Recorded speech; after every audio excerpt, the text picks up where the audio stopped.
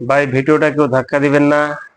আজকে খুবই একটি গুরুত্বপূর্ণ আলোচনা হচ্ছে।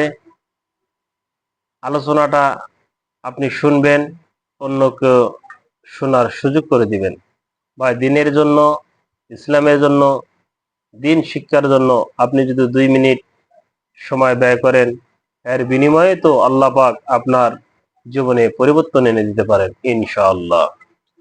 বিসমিল্লাহির রহমানির রহিম।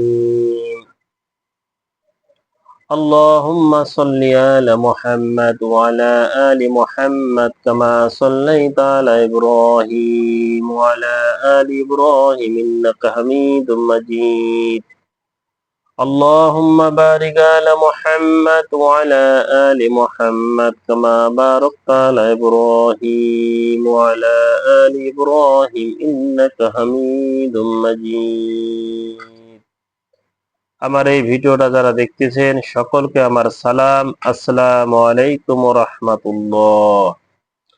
তো আজকের বিষয়টা হচ্ছে সূরা ইখলাস। আমরা বেশি বেশি করে পাঠ করব। সূরা ইখলাসের উপরে আমরা আমল করব। কেন সূরা ইখলাসের উপরে আমরা কেন আমল করব, সূরা ইখলাস কেন বেশি বেশি করে পাঠ করব, এই জন্যই আমরা করব। আমাদের মালিক, আমাদের রব, আমাদের আল্লাহ, তার পরিচয় সূরা ইখলাসের মাধ্যমে পরিচয় আল্লাহ পাক তুলে ধরছেন। আল্লাহ পাক সূরা ইখলাসের মাধ্যমে তার পরিচয় তুলে ধরছেন এভাবেই, কুল হুয়াল্লাহু আহাদ, আল্লাহ এক, আল্লাহুস সামাদ, আল্লাহ কারো মুখাপেক্ষী নন, বরং আমরাই তার মুখাপেক্ষী। লাম ইয়ালিদ ওয়া লাম ইউলাদ, আল্লাহ পাক কাউকে জন্ম দেননি, আল্লাহ পাক কেউ জন্ম দেননি। ওয়া লাম ইয়াকুল্লাহু কুফুয়ান আহাদ, আল্লাহর সমতুল্য কেহ নাই। দেখেন আল্লাহ পাক তার পরিচয় এভাবেই তুলে ধরছেন সূরা ইখলাসের মাধ্যমে।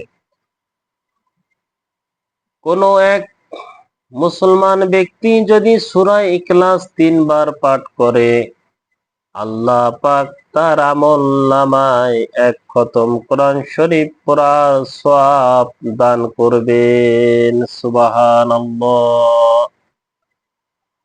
আরো কোন এক বান্দা যদি সূরা ইখলাস 10 বার তেলাওয়াত করে, আল্লাহ পাক তার জন্য জান্নাতের ভিতরে একটি বালাখানা নির্মাণ করে দিবেন। সুবহানাল্লাহ। দেখেন ভাই, আল্লাহ পাক তার পরিচয় তুলে ধরছেন। হ্যাঁ, আল্লাহ পাক তার পরিচয় তুলে ধরছেন এবং ফজিলতর কথাও বলা হয়েছে।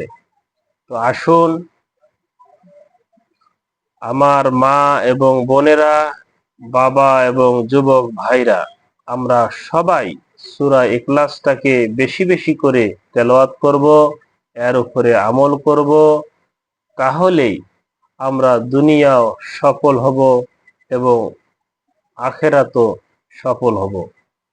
তো আমার এই কথার মাঝে যদি কোনো ভুল হয়ে থাকে, আল্লাহ পাক যেন আমাকে ক্ষমা করেন এবং আপনাদের সামনে আরো ইসলামিক কোনো জ্ঞানের ভালো ভালো কথা যেন বলতে পারি, সে তৌফিক আল্লাহ পাক যেন দান করে। এই বলে আমার কথা শেষ করতেছি।